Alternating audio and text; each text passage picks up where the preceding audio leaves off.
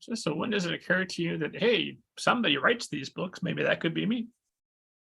I think I always low key kind of wanted to do it. It was around high school. I read The False Prince by Jennifer Nielsen, which to this day still one of not even just middle grade, one of my favorite books of all time because it's one of those books like if you tell people what's about, you will ruin the book, so you can't.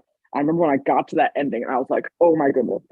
I was my brain was blown. I just did not know what to do. I'm like sitting there in the high school media center screaming to myself, and I'm like, "Oh my! I want to write a book that makes someone feel like this. Like I want to invoke this emotion in someone else."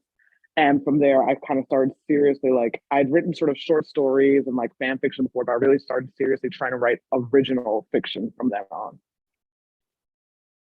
So you start with fan fiction. When do you start writing your first book? So I started writing my first book in 2016. So in spring of 2016, I was a junior in college. I went to the University of Maryland at the time. And I remember the exact moment I got the idea for that book as well, because one of the big themes of the book is sort of mental health, right? And that was the year of my life I really started taking my own mental health very seriously. And I went to a therapist for the first time. And I remember I was walking back to my like counselor, my very first meeting with her back to my dorm.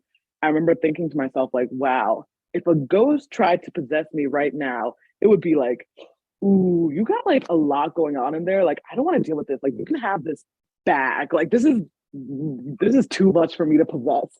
And it sounds funny now, but it really got me thinking about the intersection of mental illness and fantasy and how oftentimes we'll see it'll be like a metaphor. Like think Elsa in Frozen, how a lot of people read her powers as a metaphor for anxiety. When she gets anxious, the ice blows up or something. Um, or it'll be like demonized, like the villain is the crazy one, or like they're seeing hallucinations or that kind of thing, right?